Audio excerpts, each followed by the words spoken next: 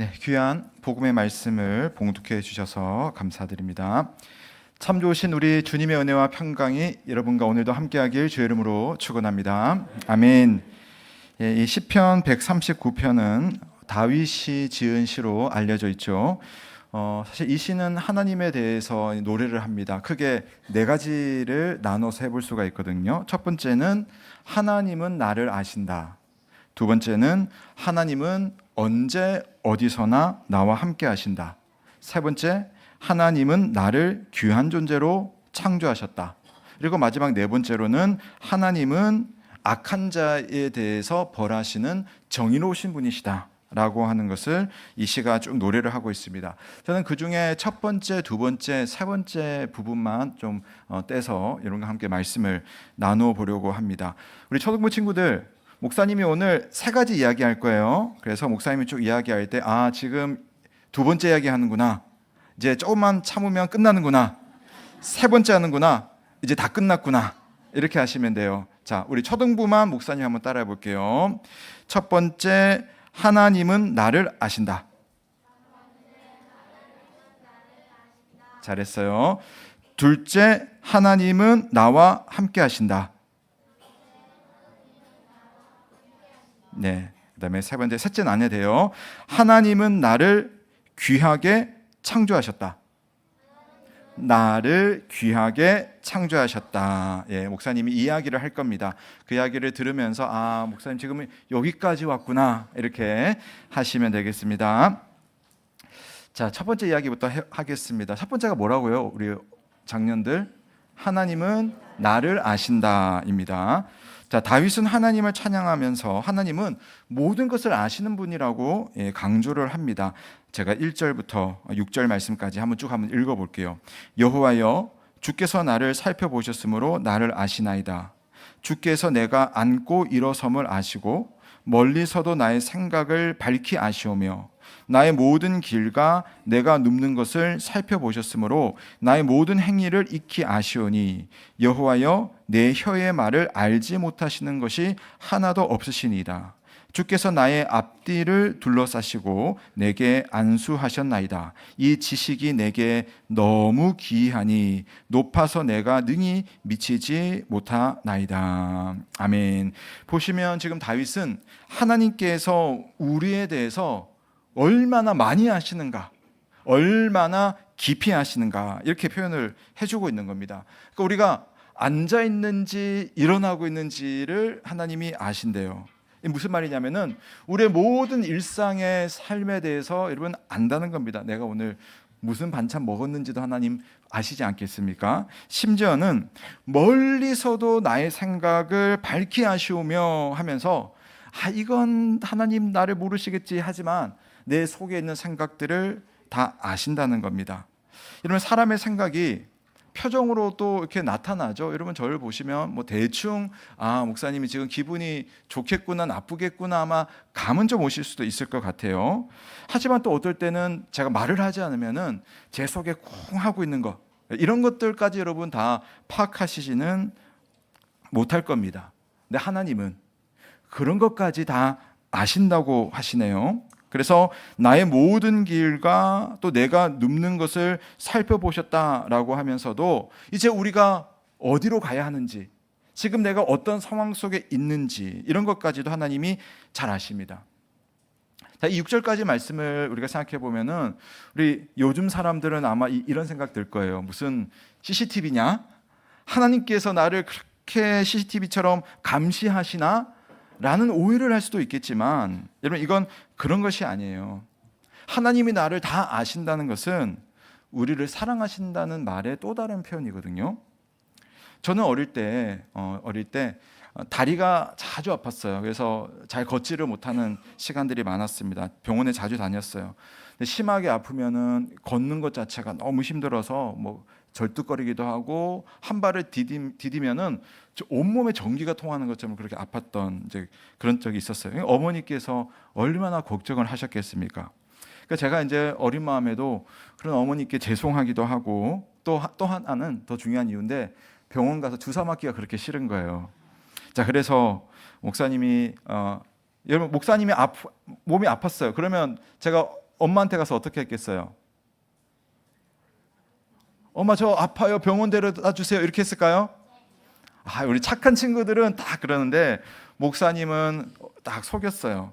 아무렇지도 않은 척, 아프지 않은 척, 괜찮은 척 하면서 어머니 앞에서 이렇게 있었어요. 근데 몸이 전기가 통하는 것처럼 찌릿찌릿하고 그렇게 따가웠는데 뭐 그렇게 전 나름대로 연기를 잘 했던 것 같아요. 근데 저희 어머니는 한 번도 놓치지 않고 제가 아픈지를 알아차리시는 거예요. 딱 알아보세요. 제가 생각해 볼 때 지금의 이제 아버지가 돼서 보니까 자세가 이상하거든요. 예, 대화를 하는데 미세하게 뭔가 찡그리거든요. 그러니까 평소랑 표정이 딱 다르니까 엄마가 딱 알아보시는 겁니다. 남들은 몰라도 제 친구들도 몰라도 제 어머니는 알아보십니다. 그럼 어떻게 되겠어요? 일단 걱정을 하면서 저를 병원으로 막 데려가가지고 주사도 맞히고 선생님이랑 대화도 길게 하시고 막 그래요. 그리고 집에 돌아오면은 제가 어쨌든 편하게 앉아 있거나 누워 있을 수 있도록 그렇게 뭐 이렇게 이 베개도 이렇게 해주시고 뭐 쿠션도 뒤에 받쳐주시면서 저를 편하게 만들려고 되게 애를 쓰셨습니다. 여러분, 하나님이 나를 아신다는 것은 바로 그런 거예요. 내가 너를 아니까 너를 끝까지 쫓아가서 너를 괴롭게 하겠다 이게 아니라 내가 너의 필요를 알고 내가 너의 아픔을 알고 네가 지금 어떤 것으로 눈물 흘리고 있는지를 내가 잘 안다. 그런 말입니다. 자, 우리 아까 시편 139편의 1절과 3절을 보시면 저는 이 표현이 참 따뜻하게 느껴졌는데 우리 1절 3절 말씀 한번 같이 읽어보겠습니다. 같이 읽습니다. 시작. 여호와여 주께서 나를 살펴보셨으므로 나의 모든 길과 내가 눕는 것을 살펴보셨으므로 나의 모든 행위를 익히 아시오니. 예, 제가 이 구절을 보면 저 어릴 때 저희 어머니 생각이 좀 나요. 예, 나를 살펴보시는 저희 어머니. 얘가 오늘은 괜찮을까? 오늘은 뭐가 필요할까? 이걸 생각하시는 어머니의 모습이 오늘 하나님의 모습 속에 투영이 되어 있습니다. 주께서 그냥 아시는 게 아니에요. 나를 살펴보셔서 아시는 겁니다. 지금 얘가 어떤 고민을 하고 있는지를 그 순간에 동시적으로 확인하셔서 하나님은 아신다는 겁니다. 나는 나를 잘 몰라도 나를 누구보다도 잘 아시는 하나님은 내가 가야 할 길도 아시고 앞으로 가는 그 길이 어떤지도 알고 계시다는 그런 말씀이겠죠. 여러분, 우리는 스스로 자기를 안다고 생각하는 그런 경향이 있어요. 그렇죠, 여러분. 난 나에 대해서 잘 안다. 나는 이런 사람이다 라고 생각하는데 사실은 여러분 생각한 것만큼 여러분 스스로 잘 모르실걸요. 예. 배우자가 여러분의 이야기 탁 하면 내가 그래? 하는 부분들이 여러분 분명히 아마 있을 겁니다. 그래서 나를 아는 분들의 어떤 도움이라든지 조언이라든지 그리고 기도가 참 필요하고 중요한 것이 내가 생각하는 것보다 사실 나는 나를 잘 모르는 것 같아요. 이번 세겹절 기도에 오신 분들은 제가 제 성적표를 좀 공개를 했었어요. 예, 그래서 뭐 못 보신 분도 보니까 몇 분 계시는 것 같은데 요즘 이제 생기부라고 하죠. 난생 처음으로 제가 공개를 했습니다. 뭐 성적은 아니었고 저의 생활에 대해서 공개를 했었는데 자, 궁금한 분들이 혹시나 한 분 정도 계실 것 같아가지고 제가 한 번 더 여러분 공개를 하려고 합니다. 뭐 이건 설교를 위한 예하예요. 그래서 너무 기대하지도 마시고 또 잘난 척 하나 언짢아하지도 마시고 뭐 실제로 그런 것도 없습니다만은 제가 초등학교 1학년 때 2학기를 한번 보세요. 예, 제가 이거 보여드렸거든요. 잘했다는 거 없는 것 같은데 보시면 뭐라고 돼 있어요? 능력에 비하여 노력이 부족하다. 예, 저는 뭐 몰랐어요. 제가 능력이 있는 사람인지도 사실은 몰랐고 그렇다고 해서 나는 노력이 부족한 사람이구나. 이걸 사실은 잘 몰랐어요. 근데 선생님은 1년을 딱 가르쳐 보니까 딱 나오는 거야. 야, 얘가 조금만 하면 될 텐데 이거 안 하고 있네? 이런 게 딱 느껴졌던 거죠. 자, 보너스. 자, 하나 더 보여드릴게요. 자, 넘겨주세요. 예? 없어요? 오늘 좀 방송 사고가 있습니다. 예, 이게 사실 더 중요한 건데 거기 어떤 내용이 있었냐면은 잘 안 보여가지고 무슨 일이든지 진지하게 한다면 능력을 발휘할 수 있는 싹이 보입니다. 싹이 보인대요. 이게 무슨 말이에요? 다른 말로 하면 이 아이는 산만합니다 이 말이었어요. 노력도 안 하고 뭐 자기가 하면 할 텐데 하지도 않고 막 이러니까, 물론 선생님께서 이건 안 되겠다는 말은 아니었고 아이를 잘 격려하고 지도해 주세요, 그런 말이었습니다. 저는 제가 그런 줄도 몰랐는데 교육 전문가이신 선생님은 우리 아이들 받아가지고 한 달만 딱 대해보면 아신다면서요. 그걸 보시고 우리 부모님에게 저의 어떤 방향에 대해서 좀 이렇게 가르쳐 주셨던 것 같습니다. 그래서 제가요 실제로 한 초등학교 한 3학년 때까지는 학교에 잡혀가지고 공부 많이 했어요.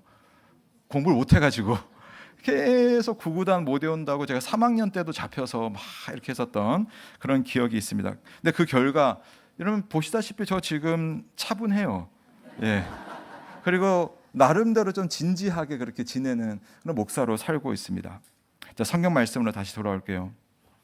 나에 대해서, 나의 미래에 대해서, 내 장점과 단점에 대해서, 그리고 나의 기쁨과 슬픔에 대해서, 현재 나의 고민과 해결책에 대해서 가장 잘 아시는 분이 계시다는 사실을 믿고 그분을 의지할 수 있는 사람에게는 놀라운 변화가 있다는 사실을 믿으시기를 바랍니다.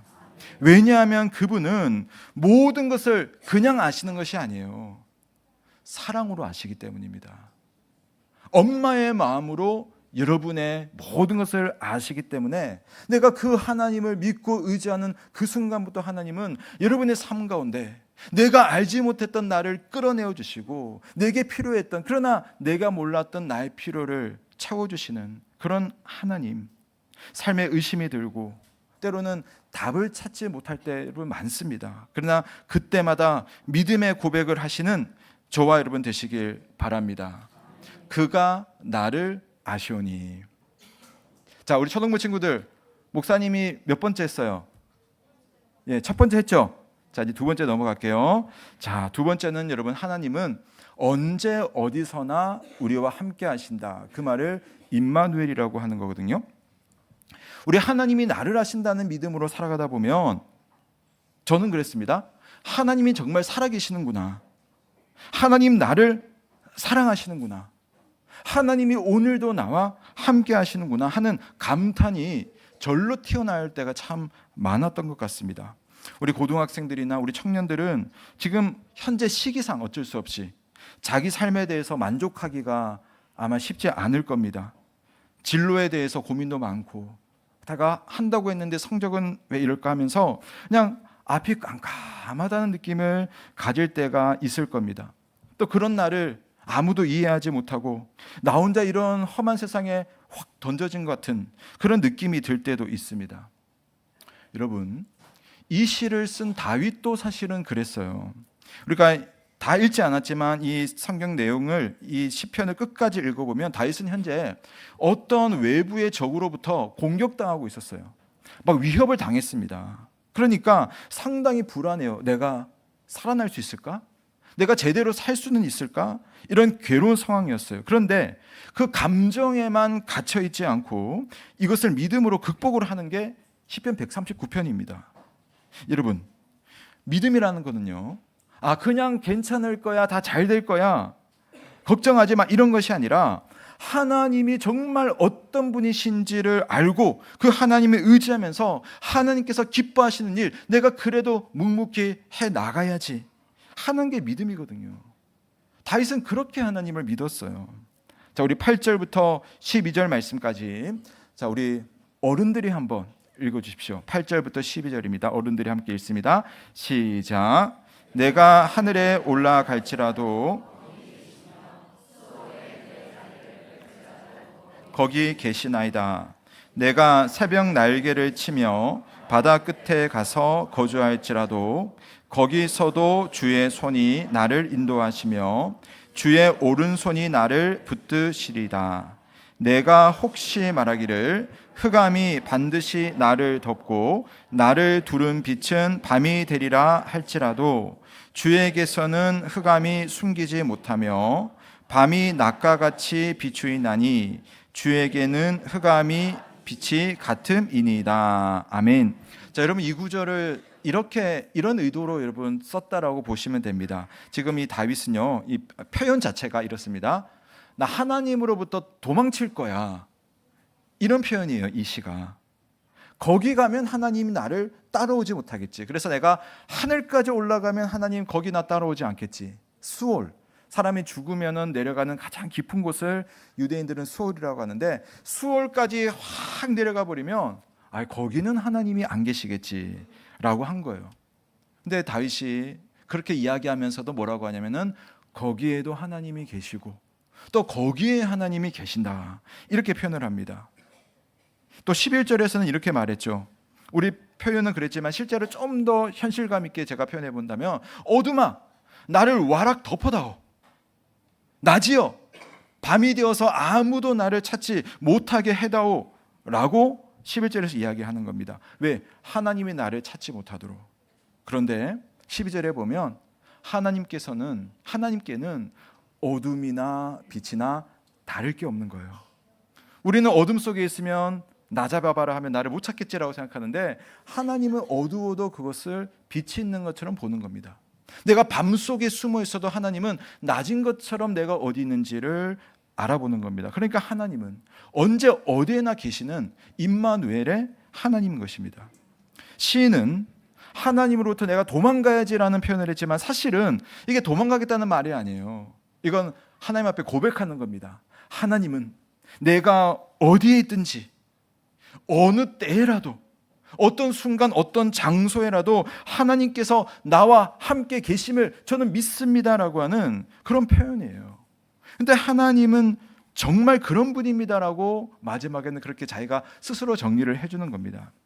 우리 학생들 지금 때로는 친구 관계 때문에 불안하기도 하고, 우리 사회생활을 하는 청년들은 미래에 대해서 불확실성을 가지고, 우리 장년의 성도들은 삶이 많이 무겁잖아요. 그리고 노년에 대해서도 염려하게 됩니다. 그래서 참 어둡다라는 그런 느낌을 가질 때가 있고요. 때로는 죄책감이 들기도 하고, 또 숨기고 싶은 비밀이 나를 흑암 속으로 몰아넣는구나 라는 생각을 할 수도 있습니다. 근데 성경은 분명히 말합니다.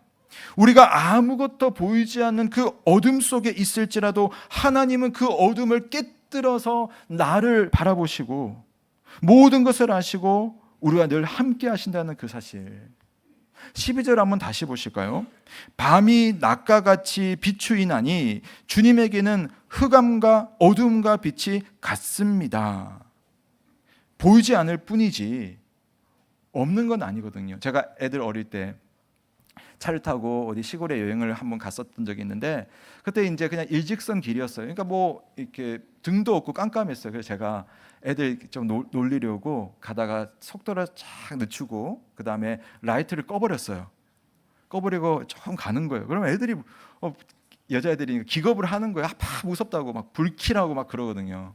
근데 여러분, 사실 제가 어쨌든 위험한 것이긴 합니다만은 앞에 길이 보이지 않아요. 선이 보이지 않습니다. 그러나 제 눈앞에 보이지 않을 뿐 길이 있어요, 없어요? 길이 있어요. 그냥 착 하면 갈 수 있는 그 길이 내 눈앞에 안 보일 뿐이지 분명히 내 앞에 잘 닦인 도로가 있다는 겁니다. 여러분, 우리 눈앞에는 어둠이지만 하나님께는 어둠이란 건 없습니다. 우리에게는 이게 깊은 밤이고 고통의 순간이고 절망의 그림자일지라도 주님은 그 실체를 아시면서 우리와 함께 계시며 우리를 돌보시는, 그래서 우리와 함께 하시며 우리의 길을 인도하시는 하나님이라는 사실을 믿으시기를 바랍니다. 그래서 여러분, 믿음이 있으면 그래서 염려가 없는 겁니다. 그분이 나와 함께 하시며 내 눈에는 보이지 않지만 그러나 분명히 펼쳐져 있는 이 길을 내 손 잡고 같이 가시는 그분을 믿으시는 저와 여러분 되시길 주님의 이름으로 축원합니다. 초등부 친구들 몇 번째 했어요? 예, 잘 들었어요. 두 번째까지 했어요. 이제 몇 개 남았어요? 예, 하나 남았습니다. 자, 마지막 하나. 하나님은 어떤 분이시냐? 그분은 나를 지으신 주님이다 라고 말을 하고 있습니다. 자, 시인은 사실 너무 힘든 시기였어요. 그러나 힘든 시기지만 그러나 절망 대신 소망과 기쁨을 계속 이렇게 하나씩 발견해내는 거예요. 하나님은 나를 아시는 분이구나. 하나님 나와 끝까지 함께 하시는 분이구나. 그리고 마지막 하나를 더 발견합니다. 이제 아주 유명한 구절이 나오는데 우리 13절과 14절 말씀. 자, 우리 교육기간 우리 초등부부터 우리 청년부까지 우리 13, 14절 함께 읽어주세요. 같이 읽습니다. 시작. 주께서 내 내장을 지으시며 나의 모태에서 나를 만드셨나이다. 내가 주께 감사하옴은 나를 지으심이 심히 기묘하심이라. 주께서 하시는 일이 기이함을 내 영혼이 잘 아나이다. 아멘. 예, 말이 좀 어렵죠, 여러분? 그러니까 목사님이 좀 쉽게 말해줄게요. 하나님께서 나를 다 만드셨대요. 나는 지금 목사님은 목사님 뱃속에 간이 어디에 붙어 있는지, 위장이 지금 뭘 하고 있는지 목사님은 몰라요. 근데 하나님은 다 아시는 거예요. 왜냐? 하나님이 다 만드셨다는 거예요. 여러분이 엄마 뱃속에 있을 때 하나님께서 여러분을 다 빚어가지고 너무너무나 잘 만드셨어요. 그런데 뭐라고 하냐면은 그렇게 나를 지으셨는데 참 이게 기묘하다. 기묘하다는 말 알아요? 모르죠. 네, 기묘하다는 말은 깜짝 놀라겠다 이 말이에요. 너무 멋져서 너무 놀라워서 내가 깜짝 놀랄 만큼 대단하다. 그러니까 하나님이 나를 대단하게 만드셨다. 그 말인 겁니다. 내가 그걸 알겠다고 지금 고백을 하는 거예요. 여러분, 세상을 창조하신 하나님께서 지금도 세상 일에 관여를 하십니다. 인간은 인간의 자유대로 살지만 하나님은 우리에게 그 자유를 허락하시면서도 하나님은 하나님의 하실 일을 놓치지 않고 다 이루어 가시는 분이십니다. 그러면서 하나님은 우리 한 사람에 대해서 하나님의 마음과 능력을 불어넣어 주셨어요. 우리의 심장 박동 하나하나, 숨쉬는 귀간, 생각하는 뇌까지도 모든 것이 하나님의 놀라운 디자인 안에 있습니다. 그래서 시편 기자가 나를 지으신 것이 심히 놀랍습니다 라고 고백하는 이유가 바로 여기 있어요. 이 말은 여러분, 우리 한 명 한 명이 각자 하나님 앞에 개성을 가지고 있는 소중하고 귀중한 존재라는 그 사실입니다. 근데 문제는 이 현대 사회라고 하는 곳은 우리에게 자꾸만 어떤 외모를 보고 능력을 보고 어떤 소유를 얼마나 가졌는지를 보고 남이랑 비교를 하면서 스스로 막 가치를 매기라고 이렇게 강요를 합니다. 가령 여러분 유튜브 많이 보시죠. 또 인스타 하시죠. 그런 매체를 여러분 너무 거기 중요하게 여기고 거기에 빠져 있는 사람은 가끔씩, 저도 그런 것 같은데 가끔씩 나는 왜 이렇게 초라하지? 이런 생각을 가지고 사는 거예요. 저 사람은 저렇게 해외여행을 멋지게 다니는데 난 지금 여기서 뭐 하는 거지? 저 사람은 저렇게 공부를 잘해가지고 멋지게 살고 있는데 나는 왜 저런 삶을 자기가 못했으면서 살지 않는 거지? 이런 생각을 하면서 그 사람과 나를 비교하면서 자신을 자꾸만 비하하고 낮추고 막 그러는 겁니다. 끊임없이 남과 비교하게 만들면서 나는 부족하고 나는 아무것도 아니다라고 느끼는 일들이 우리 사이에 얼마나 많습니까? 특히 우리 한국 사회는 그렇잖아요.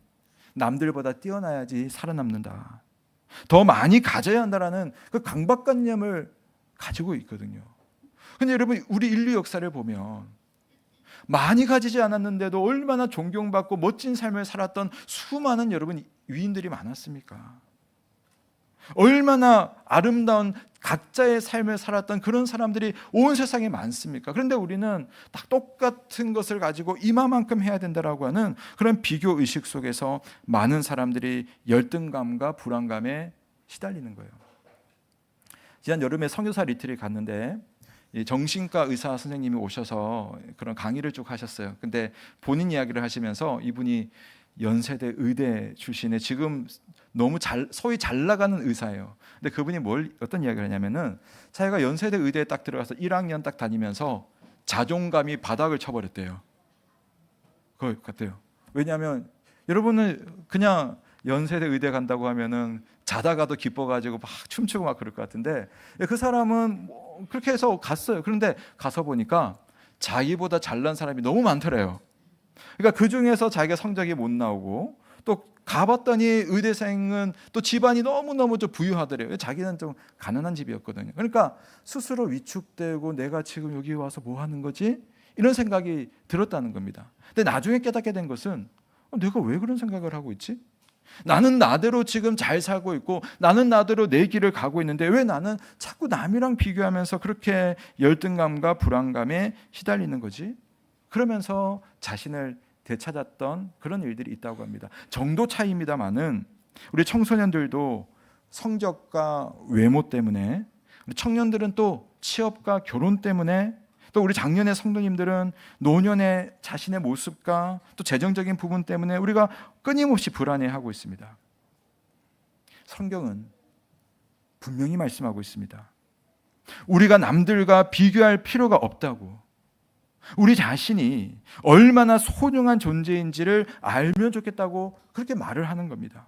내 형질이 엄마의 뱃속에서 이루어지기 전에 하나님의 눈이 보시고 나를 위해서 나의 삶을 정했는데 이것이 다 하나님의 뜻 안에 있다라고 하는 것. 그래서 여러분, 세상이 나를 알아주지 않고 심지어 나 스스로가 나를 형편없게 여길 때라도 하나님은 바로 여러분을 귀한 존재로, 바로 여러분의 그 삶을 하나님의 정하신 그런 하나님의 계획 속에 있는 삶으로 불러내셨다는 사실을 믿으시기를 바랍니다. 물론 좀 어렵죠. 생각의 전환이라고 하는 것이. 신앙생활을 하지 않으시는 분 같은데 어떤 할머니의 에세이를 보니까 이런 내용이 있었어요. 누가 물었답니다. 이분이 약사이시고 또 뭐 100세 장수하시는 어르신인데 어르신이 장수하시는 비결이 무엇입니까? 약사니까 뭐 여러 가지 방법을 생각을 하면서 물어봤겠죠. 근데 그 어르신 대답이 이랬어요. 한마디로 받아들이는 겁니다. 받아들이는 겁니다. 인생이란 기쁨도 있고 슬픔도 있고, 인생이란 건강할 때도 있고 아플 때도 있고, 인생이란 돈이 많을 수도 있고 없을 수도 있다는 것, 그 모든 가능성이 원래 인생이라는 것을 받아들이면 편안한 마음으로 살 수가 있어요 하면 자기 장수의 비결을 그냥 받아들이는 것이라고 이야기를 하는 거예요. 참 지혜로운 대답이었습니다. 근데 여러분, 우리 믿음의 사람은 딱 그 정도로만 끝나지 않죠. 어쩔 수 없이 인생이 그러니까 이게 아니잖아요. 하나님은 각자 다른 인생에게 하나님의 좋은 것을 이미 준비하시고 마련하시고 그 삶 자체가 하나님이 내게 주신 특별한 삶이라는 사실을 믿는 믿음으로 우리는 오늘 여러분에게 주어진 삶을 사는 겁니다. 아프면 아픈 가운데서 하나님의 여러분을 향한 뜻을 발견해 나가는 겁니다. 가난하면 가난한 대로, 그러나 그 속에서도 하나님 나를 통해서 영광을 받아치고 내 삶 속에 하실 일들을 기대하는 겁니다.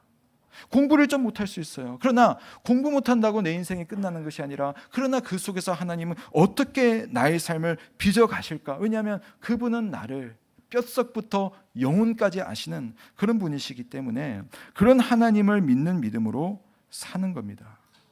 여러분, 우리가 세상의 몇 가지 편협한 기준으로만 생각을 해서 그렇지 이미 우리는 가장 좋은 하나님의 사람으로 부름받았으며 하나님의 놀라운 작품이라는 사실을 믿으시기를 바랍니다. 여러분의 그 삶이 그 자체로서 여러분 하나님께 의미가 있다는 겁니다. 자, 마지막 우리 찬양대에서 한번 읽어주세요. 17절 18절 말씀 한번 읽어주십시오. 시작.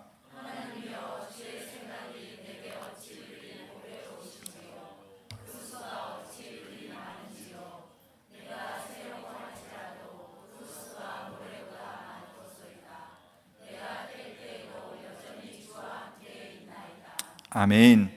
자, 하나님의 그 나를 향한 생각이 무궁무진하고 그게 정말 보배롭다, 엄청나게 좋은 것이고 대단한 것이다 라고 이야기를 하는 겁니다. 여러분, 우리는 하나님의 생각을 다 셀 수 없어요. 나를 향한 하나님의 계획이 얼마나 놀라운 것인지 우리가 다 잘 보지를 못해요. 왜냐하면 지금 내 삶이 딱 보니까 남들이랑 비교가 되거든요. 근데 그걸 여러분 깨셔야 됩니다. 분명한 것은 나를 향한 하나님의 생각은 보배롭다고 표현할 만큼 좋은 면이 깊고도 넓게 사실은 준비되어 있는 겁니다. 죄송하지만 제 이야기를 한 번만 더 하겠습니다. 저는 지금 목사이지만 처음에는 그 대학을 신학교로 간 것이 아니라 일반 대학교에 입학을 했어요. 제 꿈은 돈 많이 버는 거였어요. 돈을 많이 벌어가지고 멋들어지게 한번 살아보자. 그래서 여행도 좀 많이 다녀보고 또 교회를 그래도 잘 다니려고 했어요. 그래서 교회 다니면서 정말 잘 섬기는 멋진 집사님이 되고 차정적인 멋진 장로님이 돼야지. 이게 저의 대학교 들어갈 때의 꿈이었습니다. 그런데 이제 1학년 딱 되면서 1학년은 딱 지나면서 제가 몸이 계속 아팠던 거예요. 병원에 갔더니 학생은 앞으로 공부한다든지 또는 정상생활하는 것이 힘들 거예요 라고 선생님이 너무 좀 심하게 말씀하시는 거예요. 저한테. 제가 볼 때 실제로 그렇게 그 정도는 아니었던 것 같은데, 그래서 정말 많이 실망을 했었습니다. 그리고 여러분, 지금 보시면은 제가 그때 제가 생각했던 것, 꿈꿔왔던 것들 실제로 그 선생님 말씀처럼 그렇게 되어 있어요. 그런 것 같습니다. 그런데 다시 생각을 해봅니다. 그때 내 생각은 그랬지만, 그래서 야, 내 삶의 길이 모두 막혀버렸구나 라는 그런 생각을 그때는 했었는데, 다시 생각해 보니까 하나님은 나를 향한 그 생각이 내가 가지고 있는 그 생각에 갇혀있지 않으셨던 거예요. 나는 이렇게 살아야지만 내 인생이 괜찮다라고 스스로 정해놨었는데 하나님은 훨씬 더 넓고 깊은 생각을 가지고 지금까지 인도에 오셨어요. 저는 목사가 될 생각은 사실 없었지만 지금 엄청 만족하거든요. 너무너무 행복합니다. 하나님께서 저의 적성이나 저의 능력이 있다고 했잖아요. 그 능력에 맞도록 하나님께서 저를 이때까지 만들어 오신 것입니다. 그 당시 제 눈에는 그 길이 전부였고 그런 길만이 좋은 길이었는데 지금 와서 보니까 너무 잘 되었다는 생각이 들고, 하나님이 만드신 제 몸이 아팠지만 제 몸이 아팠던 것은 문제가 아니었습니다. 하나님의 인도하심 중에 하나의 과정이었었던 것이죠. 여러분, 우리 믿음의 사람들은 이렇게 놀라운 하나님과 함께 살아가고 있습니다. 나를 지으신 하나님, 그런 나를 살피셔서 가장 잘 아시는 하나님, 언제 어디서나 나와 함께 하시는 그 하나님. 그러니 여러분, 여러분의 인생을 너무 남이랑 비교하지 마시고 너무 걱정하지 마시고 지금 길이 보이지 않는다고 내 인생이 망했다고 생각하지 마시고 그렇게 잘못 믿지 않으시기를 주님의 이름으로 축원합니다. 그가 나를 아시오니 우리 모두 믿음의 사람답게 좀 여러분 나의 삶을 하나님 앞에 당당하게 여기시는 저와 여러분 되시길 주님의 이름으로 축원합니다. 기도하겠습니다. 하나님 아버지, 오늘 함께 주의 말씀을 나누었습니다. 이 말씀대로 하나님이 이런 분이라는 사실을 믿는 믿음으로 오늘을 살아가는 우리 모든 온세로 교회 교우들, 우리 사랑하는 자녀들이 다 될 수 있도록 주께서 인도하여 주옵소서. 오늘 삶에 고민이 있고 걱정이 있고 숙제가 있고 비교가 있는 우리의 마음을 하나님께 맡겨드리면서 내 삶 자체가 하나님 앞에 소중한 삶인 것을 믿는 믿음으로 살아갈 수 있는 우리 모든 교우들이 다 될 수 있도록 함께하여 주옵소서. 특별히 사랑하는 우리 자녀들, 우리 청년들, 우리 청소년들, 우리 어린이들, 어린 아기들, 하나님 그들의 삶이 하나님 앞에 온전히 들려져 있다는 사실을 믿는 믿음으로 살아갈 수 있도록 믿음의 복을 주시고, 지금 겪는 어려움이 있다 할지라도 그것을 넉넉한 믿음으로 극복하여서 하나님이 내 삶을 얼마나 멋지게 디자인하시고 이끌어 가시는지를 발견할 수 있는 우리 모든 우리 사랑하는 자녀들이 다 될 수 있도록 함께하여 주옵소서. 살아계신 우리 구주 예수 그리스도의 이름으로 기도드립니다. 아멘. 자, 여러분 이 시간에는 우리 지난 여름에 우리 몽골 비전 트립을 다녀왔습니다. 그때 다녀온 것을 짧게 한번 보고하고 우리 간증을 좀 듣는 시간 갖도록 하겠습니다. 우리 선교 부장으로 우리 몽골 비전 트립을 또 잘 이끌어 주신 우리 이만희 집사님께서 전반적인 보고를 하시도록 하겠습니다. 예, 우리 나오실 때 한번 박수 한번 할까요?